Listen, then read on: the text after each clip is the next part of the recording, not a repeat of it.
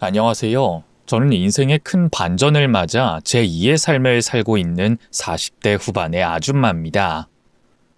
가난했던 제 유년과 청춘, 그리고 결혼 생활까지 항상 돈에 허덕이며 살았는데 이 시댁과 있었던 일로 반전을 맞이하게 됐습니다.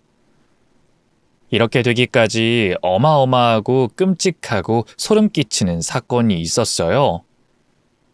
듣고도 못 믿을 충격적인 사연. 지금 바로 써보겠습니다. 앞서 말씀드린 대로 저는 매우 열악하고 가난한 집안에서 성장했어요. 어디 가서 학력 이야기를 물으면 고졸이라고 말은 하는데 사실 중고등학교 졸업장은 검정고시로 취득했죠. 부모님이 가난하니 학교를 보내줄 환경이 되지 않아 스스로 공부해서 고졸 학력까지 따게 됐죠. 성인이 돼서 부모님으로부터 독립하게 되면서 가난하게 살지 않겠다고 다짐하고 살아봤는데 그게 결코 쉽지 않았습니다. 사회에 나가 제가 할 수 있는 일은 한정적이었고 받는 월급으로는 월세와 생활비 그리고 적게나마 적금을 붓는 게 전부였어요. 티끌 모아 태산이 된다는 사람들의 말을 믿고 언젠가 달라지겠지 하는 마음으로 개미처럼 쉬지 않고 일했죠. 하지만 제 몸고생은 언제 끝날지 감이 잡히지 않았고 부자가 되겠다는 꿈은 진작 접게 됐고 그저 평범하게만 살길 간절히 바랬습니다. 제가 생각하는 평범은 배고플 때 먹고 싶은 음식을 먹는 것, 아플 때 참지 않고 병원 가서 돈을 내고 치료받는 것, 그리고 고지서가 날아오면 걱정 없이 돈을 내는 것이었습니다. 제가 파출부로 일했을 때는 아플 때는 이를 악물고 참았고 고지서가 날아오면 한숨부터 나오고 다음 달에 낼까 고민하는 게 일상이었죠. 직업을 식당 종업원과 채소가게 직원을 거쳐 포장마차를 차리게 됐는데 그때부터는 아플 때 참지 않고 병원에 가는 아주 평범한 인생을 살게 됐습니다. 술장사라는 게 낮과 밤이 바뀌어 일하긴 했어도 주머니를 채워주는 돈이 이전에 했던 일에 비해 훨씬 더 많았기 때문에 허리띠를 그만 졸라매도 됐답니다. 그리고 나이가 차면서 가정을 이루고 싶은 꿈을 꾸게 됐습니다. 결혼은 꼭 저보다 나은 형편의 남자를 만나길 간절히 바랬는데 세상 일이 뜻대로 될 리가 없더군요.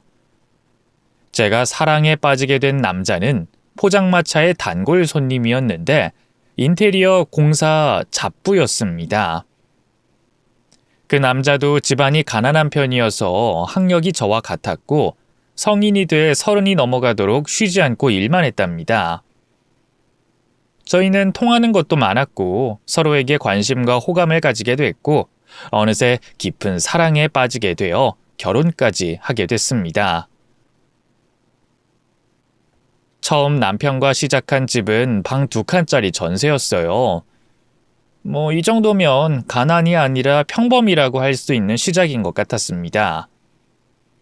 여하튼 저희 부부는 각자 열심히 일터에서 일하며 신혼생활을 보냈고 얼마 지나지 않아 제가 아이를 임신하게 됐어요. 포장마차를 하고 있던 저는 낮과 밤을 바꾸는 것이 뱃속의 아이에게 큰 지장을 줄 것 같아 다른 사람에게 넘겨버렸고 낮에 할 수 있는 일을 찾았답니다. 한식당 종업원으로 취직하게 됐는데 급여는 적었지만 부족한 건 남편이 채워주니 마음 놓고 일하게 됐죠. 그렇게 10달 뒤 아들이 태어나고 또 이듬해 둘째를 임신했어요. 저희는 하나만 낳아서 잘 길러보기로 했는데 계획에 없던 딸아이가 태어났답니다. 그래도 하늘이 준 축복이라 여기며 두 남매를 사랑과 정성으로 잘 키웠어요. 부자가 아니어서 많은 걸 해주진 못했지만 나름 귀하게 잘 키웠답니다. 한편 친정과 시댁에서는 저희 부부가 어떻게 사는지 큰 관심을 보이지 않으셨어요. 친정 부모님은 자식이 여럿이니 그중에 중간에 끼어있는 딸내미 안부는 그닥 중요하지 않으셨나 봅니다. 물론 겉으로만 그런 거라 생각하고 제가 더 잘하려고 노력했어요.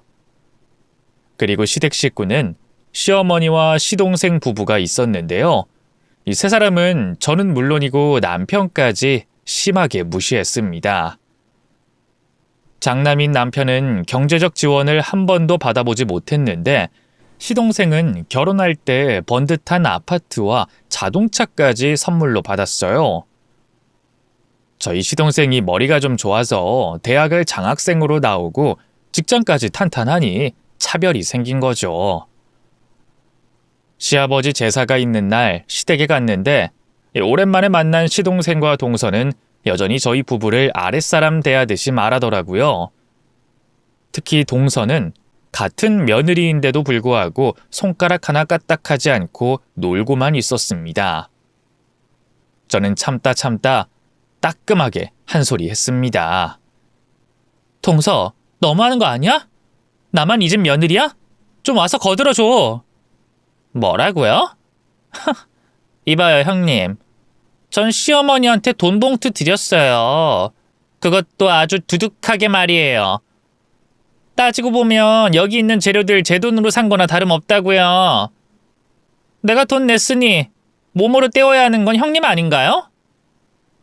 어머님한테 돈 봉투 드린 건 잘한 일인데 아무리 그래도 제사상 차리는 걸 구경만 하고 있는 건 너무하지 않아? 나 지금 국 끓이고 전 부치고 생선까지 다 지졌어. 자네가 좀 설거지도 해주고 목기도 닦아서 상에 올려줘. 이 형님 자꾸 나를 부리려고 하시네. 이봐요, 형님. 저랑 형님은 수준이 달라요. 난 이런 거 한 번도 해보지도 않았고 앞으로도 안 할 거예요. 우리 엄마도 시어머니도 하지 말라고 하는데 왜 형님이 나서서 나한테 명령하는 겁니까? 동서 진짜 안 되겠네. 아무리 자네 집안이 잘났고 서방님이 좋은 회사 다닌다고 해도 형제들끼리 급을 나누는 건 도리가 아니야. 뭐야? 아, 짜증나. 검정고시 출신 주제 감히 대학원까지 나온 나를 가르치려고 들어? 아, 어이없어. 무식하고 천박해서 봐주기가 역겹네. 에휴. 동서, 지금 뭐라고 했어? 다시 한번 말해봐. 형님, 가방끈 짧아서 말귀를 못 알아들어요? 하여튼 이래서 무식한 것들이랑은 상종을 말아야 한다니까. 가진 것도 없고 아는 것도 없으니 무슨 말이 통해야 말이지. 뭐야? 동서 당장 이리 와봐! 동서가 심하게 선을 넘는 것 같아 목소리를 높였더니 안방에 있던 시어머니가 문을 세게 열고 나오시더군요. 그리고 저에게 삿대질을 하시며 악을 쓰며 화를 내셨죠. 이 멍청하고 무식한 년이 어디서 내 귀한 며느리한테 소리를 질러? 야! 가만히 있으면 중간이라도 가지. 넌 꼭 욕먹을 짓을 골라서 하더라. 무식하게 어디서 언성 높이고 지랄이야. 네 애미애비가 그렇게 가르치더냐? 시댁 가서 목에 핏대 세워가며 소리 바락바락 지르라고 가르쳤냐고? 어머님, 그게 아니고 동서도 이 집 며느리인데 가만히 앉아서 텔레비전만 보고 있잖아요. 뭐? 겨우 그거 가지고 이 난리를 친 거야? 이 멍청한 년아. 내가 그러라고 시켰다. 둘째는 매달 나한테 용돈도 보내주고 안부 전화도 자주 해. 근데 첫째 너희들은 뭐냐? 돈을 준 적이 있냐? 내 신경을 써주기라냐? 저도 가끔 연락드리잖아요. 그리고 용돈은 저희 애가 둘이라 빠듯해서 드릴 돈이 없어요. 그리고 어머님은 서방님 결혼할 때 전 재산 다 주셨잖아요. 아파트에다가 1억 든 통장까지. 저도 그런 거 받았으면 용돈 드릴 수 있어요. 근데 상황이 여의치않아서 못 드리는 거라고요. 야, 이년아. 둘째 아들이 잘나고 똑똑하니까 투자한 거야. 얘는 나중에 그 돈을 갚을 능력이 되지만 네 남편은 아니잖아. 내가 왜 이런 해명을 하는지 모르겠다. 아이고, 이 처년의 앓는 소리 지겹다 지겨워. 야, 첫째 내가 저승 갈 때까지 너한테 더럽고 치사해서 용돈 같은 거 안 받는다. 됐냐? 니년이 내 며느리를 자꾸 괴롭히니 내가 좀 데리고 나갔다 와야겠다. 둘째야, 우리 달달하고 비싼 커피 사 먹으러 가자. 네, 어머님. 얼른 가요. 형님 심기 건들면 무슨 일 생길지 모르잖아요.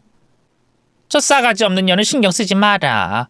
그냥 우리 집에 제사상 차리려고 와준 아줌마라 생각해. 부엌대기는 저런 무식한 년이 하는 거고, 둘째 너같이 우아하고 잘난 며느리는 아무것도 안 해도 된다. 시어머니는 동서와 시동생을 데리고 카페에 놀러 나갔고 저와 남편 둘이서 제사상을 모두 차렸답니다. 제삿날만 이러는 게 아니었고 시댁에 불려가면 늘상 이렇게 지냈죠. 그래서 남편도 시댁에 가는 걸 싫어했습니다. 자기는 중학교 때 중퇴하고 돈을 벌러 다니며 가장 노릇을 했는데 시동생이 공부를 잘해 장학생이 되자 그때부터 차별을 당하면서 살아왔다네요. 그렇게 세월은 흘러갔고 제 나이 46이 됐고 남편은 50이 됐습니다. 저희 아들, 딸은 고등학생이 됐죠. 저희 부부가 맞벌이로 벌어들이는 돈은 대부분 자식들에게 들어갔어요. 앞서 말했던 것처럼 가난하고 빈곤하게 키우고 싶지 않아 자식들만큼은 비싼 것도 먹고 다니고 싶은 학원도 모두 보내줬답니다. 다행히 아들, 딸은 매우 착하고 똑똑하게 커서 뿌듯하기만 했어요. 그러던 어느 날 동서에게서 연락이 왔어요. 안부 전화를 주고받는 사이가 아니어서 핸드폰에 뜬 동서의 이름을 보고 인상이 찌푸려졌답니다. 무시해버릴까 했지만 시댁 일로 연락을 한 것 같아 전화를 받았어요. 여보세요? 동서? 형님, 전화 좀 빨리빨리 받으세요. 신호가 끊어지기 전에 받는 건 개매너 아닌가요? 왜 전화해서 짜증이야? 자네랑 내가 전화 통화할 정도로 가까운 사이는 아니잖아. 아이고, 이야 동문이네요. 나도 형님한테 전화하는 거 싫거든요. 근데 전화할 상황이 생겨서 어쩔 수 없이 했어요. 뭐야, 무슨 일인데? 시어머니가 암에 걸렸대요. 어머님이 어젯밤에 기침하다가 각혈을 하셨나봐요. 그래서 병원에 가서 검사했더니 인후암이랍니다. 뭐? 인후암? 세상에. 아무튼 그래요. 지금 병원에 입원 중이시니까 자세한 건 와서 들어요. 알았어. 오늘 저녁에 내려갈게. 저와 남편은 그날 저녁에 퇴근하고 시어머니가 입원한 병원에 찾아갔습니다.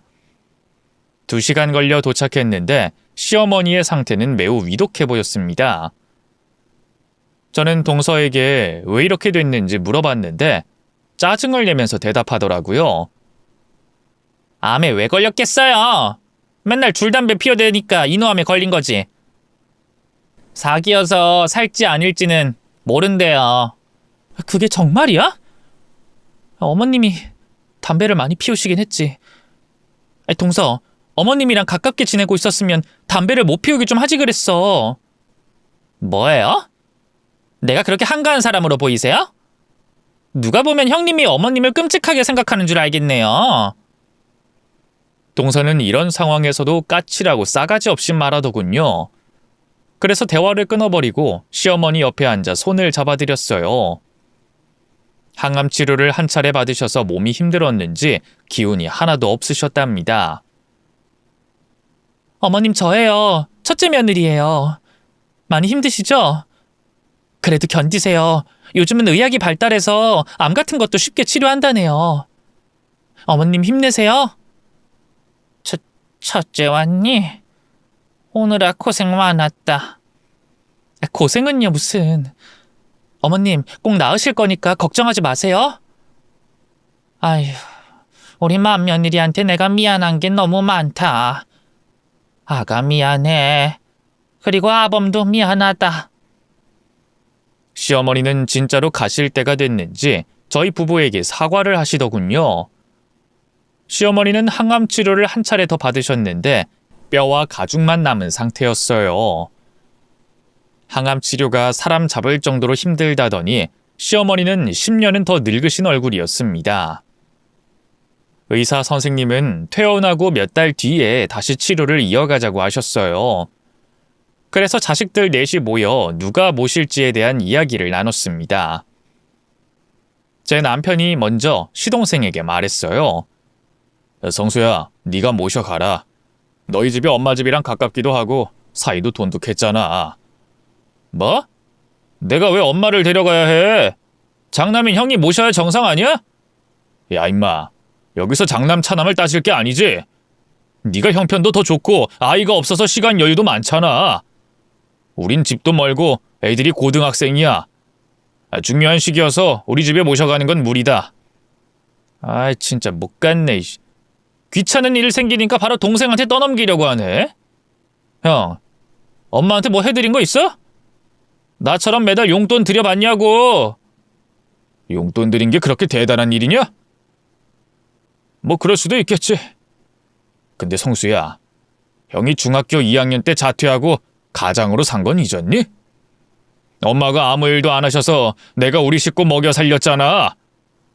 네가 먹은 밥과 용돈 모두 내가 벌어서 충당한 거야. 그리고 치사해서 이런 말은 안 하려고 했는데 엄마가 전 재산 들여 너 신혼집 마련해줬잖아. 게다가 1억 든 통장까지. 이 자식아, 난 살면서 엄마한테 한 푼도 지원받은 적이 없어. 나 혼자서 다 했다고. 여기서 어린 시절 이야기가 왜 나와? 아 진짜 쪼다같네. 엄마 모시기 싫으니까 별별 소리를 다 해. 등신의 찐따 같으니라고. 너 말 다 했어? 내가 화 한 번 안 내고 참으니까 그렇게 만만하냐? 남편과 시동생이 말싸움을 심하게 하자 동서가 손을 절레절레 흔들면서 해결책이 있다며 말을 하더군요. 아우 진짜 유치하게 뭐하는 짓들이에요. 지금이 어떤 시대인데 암 걸린 노인네를 모셔가요? 요양원에 내다 버리면 그만 아닌가요? 요즘엔 돈만 주면 요양원에서 다 알아서 해줘요. 병원에 데려다 주기도 하고 치료받고 요양원에 데려오고 해서 우리가 뭘 하지 않아도 된다고요. 그러니까 요양원에 버리자고요. 그리고 시동생이 맞장구를 치더군요. 박수를 치더니 엄지를 축혀 세우더군요. 아, 역시 우리 여보 머리가 좋다니까. 그렇게 간단한 방법이 있는 걸 왜 생각 못한 거지? 다 죽어가는 늙은이 요양원에 버리는 건 아주 흔한 일이니까 뭐 요양원에 버리자고. 동서, 서방님, 지금 뭐라는 거예요? 어머님을 버리자는 게 말이 돼? 가족의 보살핌을 받아도 모자랄 판에. 치, 형님, 진짜 웃기네. 뭐 그래서 나더러 암 걸린 어머님 뒷수발하라 뭐 이 말 하고 싶으세요? 형님, 확실하게 말씀드릴게요. 난 죽으면 죽었지 시어머니 똥기저귀 갈아가면서 간병 못해요. 그냥 요양원에 보내든지 형님이 모시든지 하세요. 제가 아무 말도 못하자 동서와 시동생이 비웃더군요. 저희도 못하는 걸 왜 자기들한테 시키려고 하냐며 실실 쪼갰답니다. 그 순간 알 수 없는 무언가가 떠올랐어요. 시어머니를 모시는 건 제가 해야 할 운명이라고 말이죠. 저에게 한 번도 따뜻하게 대한 적이 없었지만 그래도 제 힘이 닿는 데까지 애를 써서 시어머니의 병을 낫게 해드리고 싶었습니다. 그래서 대답했죠. 서방님, 동서, 두 사람 생각 알겠네. 그럼 내가 모실게. 시어머니 집에 내려와서 내가 모시면서 병원에 오가면 될 것 같아. 제 결정에 시동생 부부는 박수를 치며 이게 웬일이냐며 시시덕거렸고 남편은 인상을 쓰며 짜증내며 말했습니다. 여보, 당신이 그렇게까지 할 필요 없어. 엄마가 우리한테 어떻게 했는데? 솔직히 엄마한테 우린 남보다 못한 자식이라고. 당신이 고생 사서 할 필요 없으니까 그냥 요양원에 보내자. 그게 낫겠어. 아니야, 내가 모시고 싶어. 이유는 모르겠지만 어머님이 혼자 쓸쓸히 지낸다고 생각하니까 마음이 편치 않아. 여보, 나 당분간 어머님 댁에서 지낼게. 우리 애들은 알아서 자라니까 내 빈자리가 있어도 크게 느껴지진 않을 거야. 아이 여보, 꼭 그렇게 해야겠어? 아니야, 이건 아닌 것 같아. 모든 건 뿌린 대로 거두는 법인데 당신이 고생하는 거 나 허락 못해. 그러지 마. 어머님이 우리한테 사과하셨잖아. 미안했다고 말씀하시는 거 당신도 들었잖아. 아이 그거야. 엄마가 살 날이 얼마 남지 않은 걸 알고 당신 마음 편하라고 사과한 거지. 당신 바보야? 왜 호구가 되겠다고 하는 건데? 여보, 난 호구도 아니고 고생 사서 하는 것도 아니야. 그냥 내 마음이 그래. 어머님을 하루라도 더 사시게 해드리고 싶어. 저도 모르게 시어머니를 용서하고 돌봐드리고 싶은 마음이 생겨서 고집을 부리며 시댁에 들어가겠다고 했습니다. 남편은 한숨을 푹 쉬면서 제가 왜 이러는지 이해가 되지 않는다고 볼멘소리를 했고, 시동생 부부는 깔깔거리며 시어머니한테 신경 안 써도 돼 잘 됐다고 하이파이브를 하더군요. 그렇게 저는 시어머니를 모시고 시댁으로 돌아갔습니다. 어머님은 말씀하기도 힘드신데 미안하다고 100번 넘게 하셨어요. 아가, 미안했고 미안하다. 내가 나이만 먹었지 생각하는 건 너보다 수준이 어렸구나. 이 시애미가 많이 미웠지? 화내고 싶으면 화내도 된다. 얼마든지 다 받아줄 수 있어. 제가 어머님한테 왜 화를 내겠어요. 다 지난 일이니까 괜히 미안해하지 마세요. 오늘부터 제가 편히 모실 테니까 불편하거나 뭐가 필요하시면 이 방울 울리세요. 아이고, 이렇게 예쁘고 착한 며느리를 그동안 왜 그렇게 못되게 굴었는지. 내가 입이 10개여도 할 말이 없구나. 어머님, 사과는 오늘까지만 하고 내일부턴 그런 말씀하지 마세요. 차라리 고맙다고 해주시는 게 100번 낫겠어요. 그래, 고맙구나, 아가. 정말 고마워. 침대에 누운 시어머니는 약을 먹고 5분 만에 잠이 드셨어요. 옆에서 시어머니를 내려다보고 있는데 하나도 밉지 않았습니다. 남편은 저에게 속도 없냐고 화를 냈지만 저는 나쁜 감정이 조금도 남아있지 않았답니다. 시어머니의 수족이 돼 식사도 챙겨드리고 씻겨드리고 기저귀도 갈아드렸습니다. 하루 종일 누워 계시는 시어머니에게 필요한 건 모두 해드렸죠. 그런데 이상하게 베풀면 베풀수록 제 기분이 좋아졌습니다. 그렇게 몇 달 모셨더니 혈색도 좋아지시고 살도 조금 붙으셨어요. 그리고 기다리던 항암 치료가 있던 날, 시어머니를 모시고 병원으로 향했습니다. 치료에 들어가기 전 시어머니가 제 손을 꽉 움켜쥐더니 닭똥 같은 눈물을 흘리시며 말씀하셨어요. 아가, 나 무섭다. 항암제가 내 몸을 고통스럽게 하는 것도 무섭고 세상을 떠날까봐 무섭다, 아가. 나 괜찮겠지? 무사하겠지? 어머님, 지금 어머님 몸은 좋아지고 있어요. 이번 치료 받으면 훨씬 더 좋아지실 거예요. 좋아지기만 하고 암은 남아있겠지? 하루아침에 암을 없애는 건 힘드니까. 하지만 어머님, 희망을 가지세요. 제가 옆에서 응원하고 있다는 걸 항상 명심하시고요. 저는 시어머니의 차가운 손을 잡고 침대에 눕혀드렸습니다. 그리고 항암 치료가 진행되며 고통스러워하는 어머님의 모습을 보니 가슴이 찢어지도록 아팠어요. 저도 누군가에게 의지하고 싶은 마음에 남편에게 전화를 걸어 시어머니를 보러 오라고 했습니다. 그이는 바로 그날 내려왔고 시어머니를 살펴보고 표정이 좋지 않았어요. 여보, 엄마 퇴원하시게 되면 요양원에 보내드리자. 아무래도 당신이 고생하는 게 내내 마음에 걸려. 무슨 소리야? 중간에 포기할 거면 시작도 안 했어. 그리고 당신도 어머님 좀 그만 미워해. 아무리 서운해도 아픈 어머님을 그렇게 말하는 건 아닌 것 같아. 남편은 제 말을 듣고 한참 생각하더니 말문을 열었습니다. 그래, 알았어. 내가 당신처럼 성숙한 사람이 아니라서 이해를 못했는데 생각해보니 내 마누라는 세상에서 마음씨가 제일 고운 사람인 걸 잊고 있었더라고. 여보, 나도 매주 내려와서 엄마 돌보는 거 도울게. 그래서 시어머니를 항암 치료를 받게 하고 집으로 모셔갔고 남편도 매주 주말마다 시댁에 와서 청소랑 빨래도 하고 저와 교대로 시어머니의 수족이 됐습니다. 그렇게 열심히 간병한 덕에 시어머니는 점점 더 건강해지셨고 산책하거나 외식이 가능할 정도로 많이 회복하셨습니다.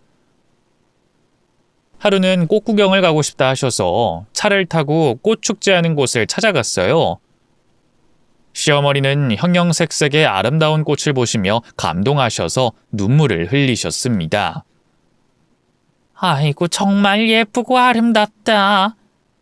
아가, 이걸 내년에도 볼 수 있겠지? 당연하죠, 어머님. 내년도 내후년에도 볼 수 있을 거예요. 제가 옆에 있는 한 매년 꽃 구경하러 다닐 거니까 기대하시라고요. 고맙다, 새아가. 네가 옆에 있어서 정말 고맙고 감사해. 내가 이 은혜를 어떻게 갚아야 할지 모르겠다. 은혜는 무슨... 어머님, 건강해지시는 게 저한테 빚을 갚는 거예요. 전 뭘 바라고 모시는 게 아니니까 또 그런 말씀하시면 화낼 겁니다. 그날 저희 고부는 축제를 실컷 즐기고 옷에 꽃가루를 잔뜩 묻히고 집으로 돌아왔습니다. 그런데 시어머니가 하실 말씀이 있다며 저를 방에 앉혀두고 뭔가를 꺼내들었어요. 새아가, 내가 너한테 줄 수 있는 게 이것뿐이구나. 이 집은 전세라 얼마 나오지도 않으니 이걸 바꿔라. 벌써 네 명의로 돌려놨다. 이게 뭐예요, 어머님? 저는 노란 각대 봉투 안에 있는 서류를 꺼내 들었는데 토지대장이었습니다. 주소가 지방으로 되어 있는 땅 문서였죠. 이게 뭐냐고 물었더니 저에게 주는 선물이라고 하더군요. 어머님, 주소 보니까 어머님 고향인데요. 고향에 땅을 가지고 있으셨어요? 그 내 부모님이 남겨주셨던 유산이었지. 그런데 똥땅이라 몇 푼 되지 않아서 서랍에 묵히고 살아왔던 거다. 근데 내가 암에 걸리기 전에 고향에서 전화가 왔어. 재개발이 들어간다면서 내 명의 땅값이 어마어마하게 올랐다는 거야.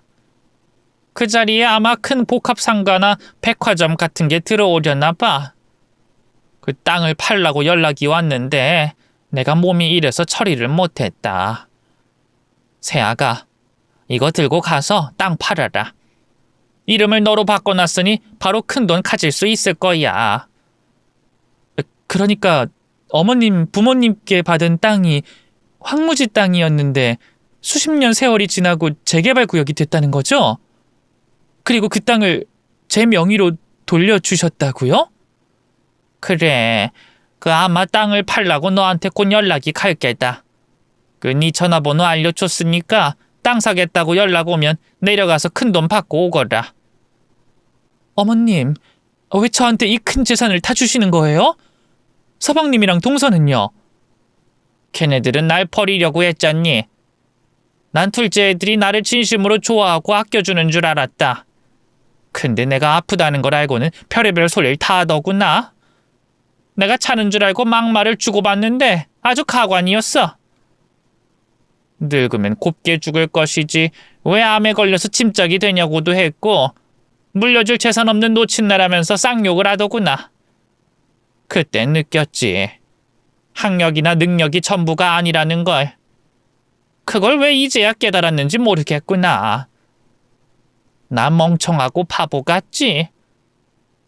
어머님한테 서운한 건 많았지만 그렇게 자책하지 않아도 돼요. 제가 다 용서하고 이해했다고 말씀드렸잖아요. 그리고 동서는 그런 막말하고도 남을 사람이죠.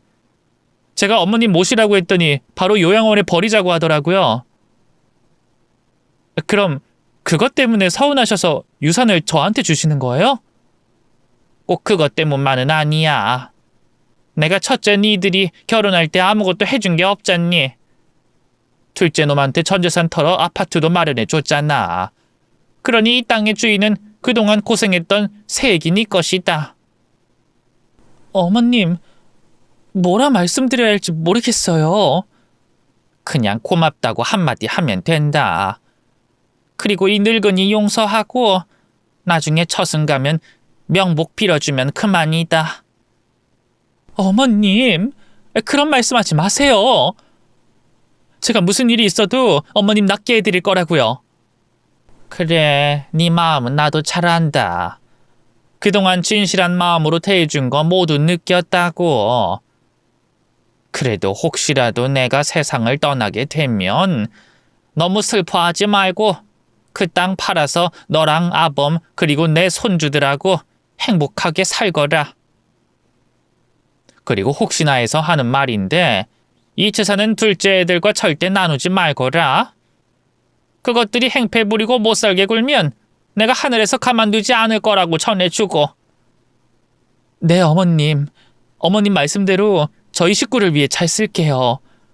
진심으로 감사합니다.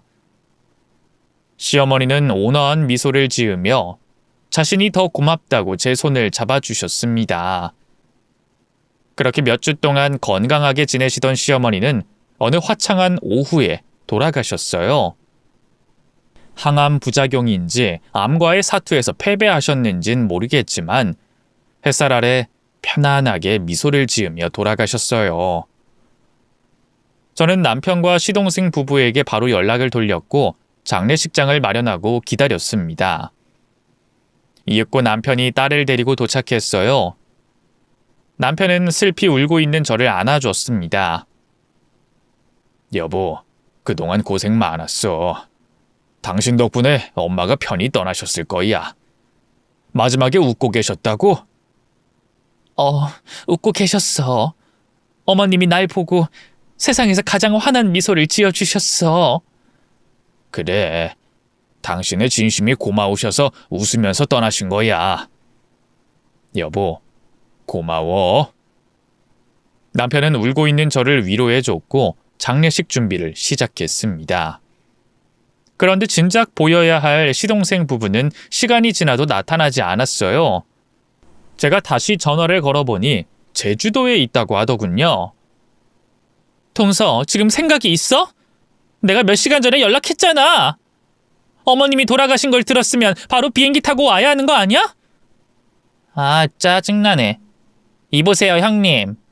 우린 어제 왔다고요. 하루 만에 돌아가기에는 너무 아깝잖아요. 한창 재밌게 놀고 있는데 왜 하필 이럴 때 죽어가지고. 어쨌든 나랑 남편은 장례식에 안 갑니다. 아니, 못 갑니다. 죽은 사람 위하는 것보다 산 사람 행복하게 사는 게 우선이니까. 우린 하고 싶은 대로 여행 다 하고 돌아갈 거라고요. 동서 진짜 너무하네. 어머님이 자네를 얼마나 예뻐하고 잘해준지 까먹은 거야? 이봐요, 형님. 나는 어딜 가도 예쁨 받는 여자예요. 그만 좀 떽떽거리고 거기서 질질 짜면서 통곡이나 하세요. 또 알아요? 가진 거 하나 없는 시어머니가 선물로 돈벼락이라도 내려줄지. 그럼 이만 끊습니다. 동서! 동서와 시동생은 제주도 여행을 끝낼 수 없다며 장례식장에 오지 않았습니다. 이런 인간들과 한 식구라는 게 부끄러웠습니다. 저는 시어머니의 말씀대로 유산을 절대 나누지 않기로 다짐했어요. 3일장을 치르고 시댁으로 가서 유품을 정리하고 짐을 모두 치웠습니다.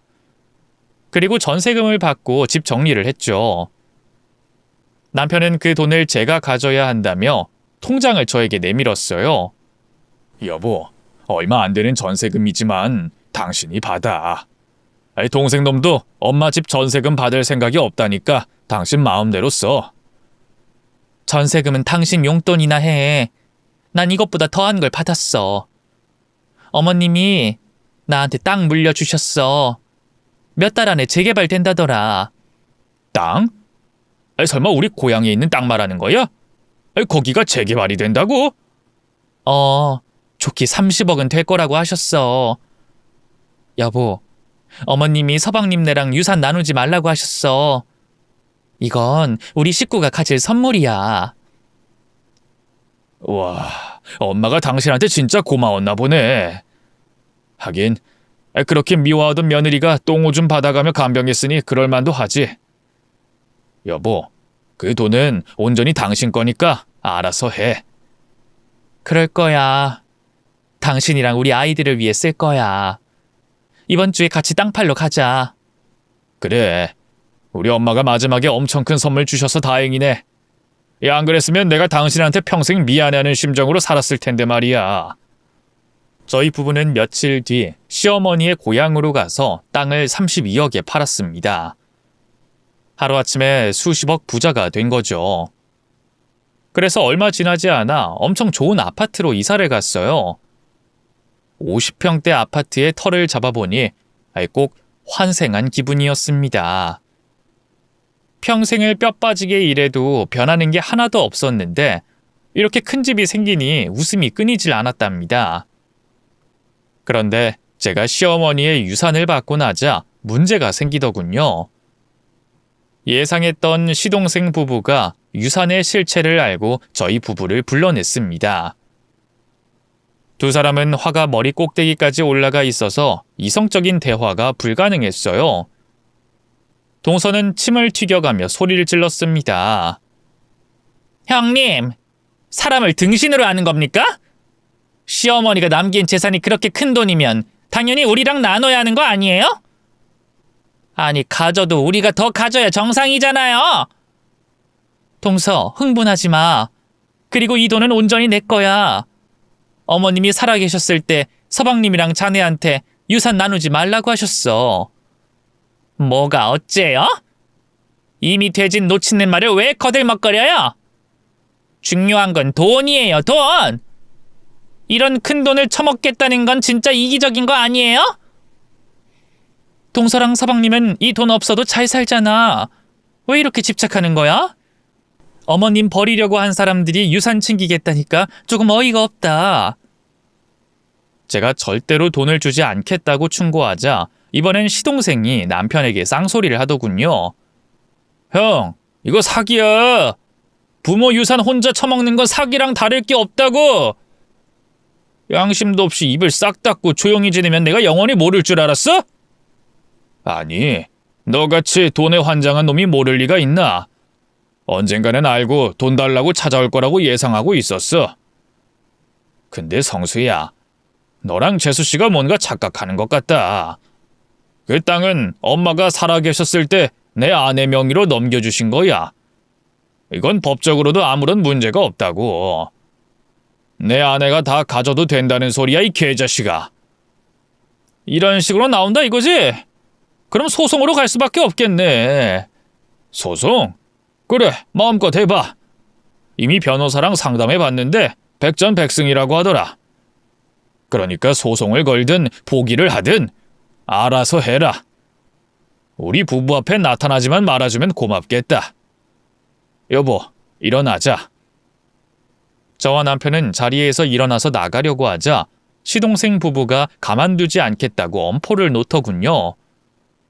그러거나 말거나 저희 부부는 두 사람의 말을 한 귀로 흘리고 즐거운 외식을 하러 자리를 옮겼습니다. 얼마 뒤 소장이 날라와서 봤더니 유산에 대한 고소장이었어요. 그 둘이 쉽게 포기하지 않을 거란 걸 알고 있었는데 이렇게 빨리 고소장을 날릴진 몰랐습니다. 제 남편은 바로 변호사를 불러서 재판 준비를 했어요. 2달 뒤 재판이 열렸는데 시어머니가 생전에 저에게 명의를 이전해 준 거라 나눠야 하는 이유가 없다며 승소했답니다. 저희는 결과만 듣고 신이 나서 축하 파티를 했답니다. 물론 앞으로 계속 고소를 하며 진흙탕 싸움을 걸겠지만 항상 저희가 이길 테니 걱정하지 않았죠. 그러던 어느 여름날 아들은 수능을 치르고 친구들과 놀러 나갔고 딸아이는 공부한다고 독서실에 갔어요. 그날 저녁에 비가 내리기 시작했는데 얇았던 빗줄기가 두꺼워지며 장대처럼 쏟아지더군요. 밤 10시가 됐을 때 딸아이가 우산을 가져갔는지 걱정이 돼서 외출할 준비를 했습니다. 여보, 나 딸내미한테 다녀올게. 우산을 가져갔는지 기억이 안 나네. 그럼 전화를 해봐. 아니야, 공부하는 애한테 방해만 되지. 조금 있으면 나올 시간이니까 독서실 앞에 잠깐 다녀올게. 그럼 나랑 같이 나가자. 밤길 위험하니까 같이 가는 게 좋겠어. 그래서 그이와 저는 옷을 챙겨 입고 현관문을 열었습니다. 그런데 현관 앞에 시커먼 비옷을 입은 두 사람이 보였습니다. 저는 너무 놀라 뒤로 넘어지고 말았죠. 남편은 우비 속의 얼굴을 보고 한숨을 쉬더군요. 상수 너냐? 재수 씨랑 여긴 웬일이야? 그야 볼 일이 있어서 왔지. 근데 둘이 어디 가나 봐? 우리한테 줄 돈을 독식하더니 돈 쓰러 다니느라 여념이 없는 것 같네. 억지 부리러 온 거면 그냥 돌아가라. 너랑 재수씨 얼굴 보는 거 불쾌하고 역겨워. 꺼지라고. 아, 그랬어? 근데 우리도 마찬가지야. 근데 올 수밖에 없는 이유가 있잖아. 형이라는 새끼랑 형수라는 년이 우리 돈 싹 다 처먹고 입 닫고 있으니 발 뻗고 쉬질 못하겠더라고. 오늘 단판 지으러 왔으니까 빨리 돈 내놓으시지. 남편은 헛웃음을 치며 시동생을 밀었더니 바로 주먹을 날려 제 남편을 신발장에 넘어뜨리더군요. 그리곤 사정없이 발길질을 했고 저는 이를 막으려고 몸을 날려 등을 심하게 밟혔습니다. 저와 남편은 흠신 두들겨 맞고 거실 바닥에 내동댕이 쳐졌습니다. 시동생은 남편 멱살을 잡고 주먹으로 피가 터지도록 날렸고 동서는 제 머리채를 잡고 바닥을 질질 끌고 다니면서 발로 짓밟았습니다. 저는 그만하라고 소리쳤는데 눈이 뒤집힌 동서는 멈출 생각이 없었죠. 이 가난뱅이 년이 감히 우리가 받을 돈을 싹 다 가로채? 야 이년아, 너 솔직히 말해봐. 그 땅이 재개발되는 거 알고 일부러 접근한 거지? 암 걸린 노인네 꼬셔서 네 년이 독식한 거지? 이 양심 없는 기생충년아. 노인네 구워 삶아 감히 내 돈을 가로채? 그게 왜 네 돈이야? 어머님이 살아계실 때 넘겨준 내 재산이라고. 이렇게 나온다고 해도 너희들한테는 한 푼도 못 줘. 야, 어머님이 나한테 경고한 말이 있는데 뭔지 알아? 너랑 네 남편이 돈 갚겠다고 찾아와서 괴롭히면 하늘에서 용서하지 않겠다고 하셨어. 천벌받기 싫으면 당장 멈추고 꺼져. 하, 인연이 아직 덜 맞은 모양이네. 그래 좋다. 밤이 새도록 쳐맞아봐라. 그러고도 배짱 튕기는지 보자고. 저는 온몸을 다치는 바람에 동서에게 반격하지 못하고 속수무책으로 얻어터지고 있었습니다. 제 남편의 상황도 마찬가지였죠. 동서는 저를 때리면서 흥분이 점점 커졌는데 조금 시간이 지나자 완전 악마 자체로 돌변하더군요. 인연이 끝까지 버티겠다 이거지? 좋아. 니년이 뒤질 위기를 맞아 봐야 돈을 뱉어낼 생각인가 보구나. 일로 와 이년아. 동서는 제 머리채를 잡고 발코니로 끌고 나갔어요. 그리고 창문을 열었는데 장대 같은 비가 발코니 바닥을 흥건하게 적셨습니다. 동서가 제 머리채를 잡고 일으키더니 난간에 세우더군요. 이 돼지같이 욕심만 많은 년아. 자 앞에 봐봐. 뭐가 보여? 시커매서 아무것도 안 보이지 이년아? 니년이 오늘 돈을 뱉지 않으면 여기서 확 밀어버릴 거야.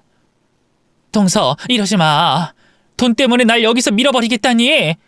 너무 막 나가는 거 아니야? 그래. 나 30억에 눈깔이 뒤집혀서 막 나가는 거야.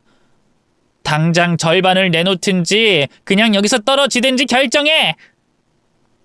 저는 겁이 나서 눈을 감고 있었고 아무런 대답도 하지 않았습니다.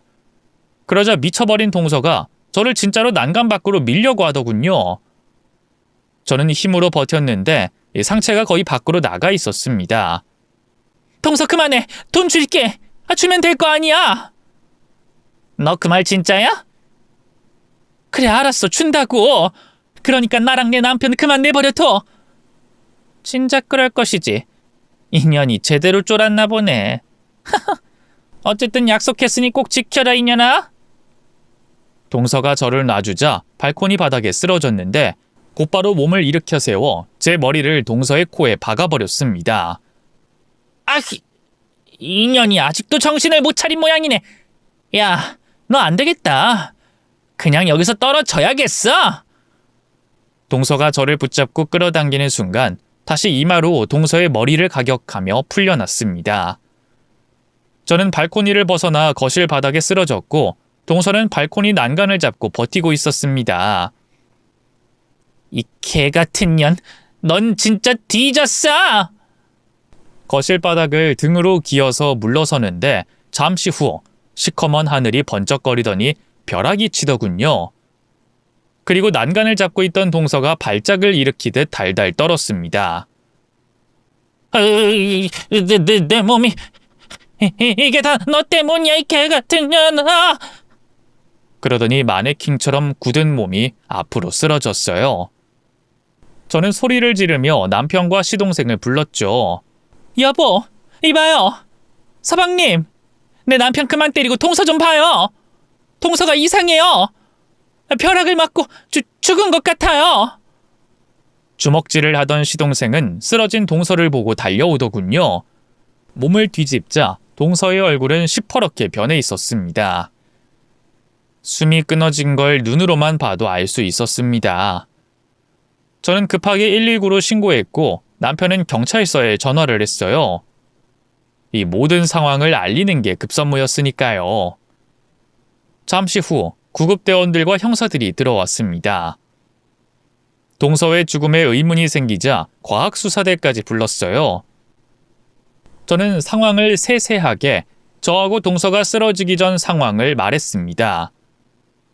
과학수사대는 발코니를 확인했는데 아주 충격적이었습니다. 비 오는 밤에 번개가 쳤는데 아파트 외벽을 타고 저희 집 발코니에 있는 세탁 건조기를 타고 감전을 일으켰답니다. 저희가 이사 오면서 세탁 건조기에 접지를 설치하지 않은 모양인데 그 접지가 없어서 발코니 바닥 빗물에 전류가 타고 들어간 것이라고 했습니다. 결국 벼락을 맞고 죽는다는 지사로 세상을 떠난 것이었죠. 시어머니가 하늘에서 천벌을 내리겠다고 말씀하셨던 게 그 순간 떠오르기도 했습니다. 아무튼 시동생 부부가 무단 침입해서 협박과 무차별한 공격을 한 사실로 인해 저희 부부는 아무런 죄가 없이 풀려났습니다. 한편 시동생은 동서의 죽은 얼굴을 보고 충격을 심하게 받았는지 정신을 놓고 말았어요. 말도 하지 않고 눈동자의 초점도 한 곳을 주시하고 있었죠. 병원에 입원한 시동생에게 여러 번 의사소통을 시도했는데 정신을 차리지 못하더군요. 의사 선생님은 큰 충격을 받아서 중추신경이 손상된 것이라고 설명하셨습니다. 정상인으로는 살아갈 수 없다고 하셨죠. 평생 침을 질질 흘리며 초점 없는 눈을 뜨고 살아야 한다는 겁니다. 그래서 저희 부부는 시동생을 요양원에 버렸어요. 시어머니를 요양원에 내다 버리자고 했던 시동생 자신이 요양원에서 평생 바보로 살게 됐습니다. 동서는 벼락을 맞아 세상을 떠나고 시동생은 정신을 놔버리면서 더는 저희 부부를 괴롭히거나 재산을 빼앗을 수 없었습니다. 이건 복수가 아니라 욕심 많은 두 사람이 나쁜 짓을 하다가 생긴 일이니 뿌린 대로 거둔 셈이죠. 모든 일은 반드시 자신이 가는 길로 돌아간다는 사필귀도가 된 것입니다. 여하튼 이 두 사람은 그렇게 최후를 맞게 되는 것으로 끝이 났네요. 그날 이후 저희 부부는 신경안정제를 먹으며 시동생 부부를 잊으려고 노력했습니다. 자꾸 벼락 맞은 동서가 꿈에 나와서 잠을 몇 번 설치기도 했는데 시간이 지나니 다 잊혀지더군요. 그래서 지금 저희 네 식구는 좋은 집에서 부유하게 살고 있습니다. 남편과 저는 힘든 일을 그만두고 쉬고 있는 중이에요. 평생 가보지 못한 여행도 다니고 신혼 때보다 더 다정하고 꿀 같은 시간을 보내고 있네요. 이렇게 제 사연의 막을 내려야겠네요. 하늘이 무서운지 모르고 날뛰던 사악한 인간들이 어떻게 됐는지 다시금 알아주셨으면 하는 바람입니다. 그럼 모두 좋은 하루 보내세요. 안녕히 계세요.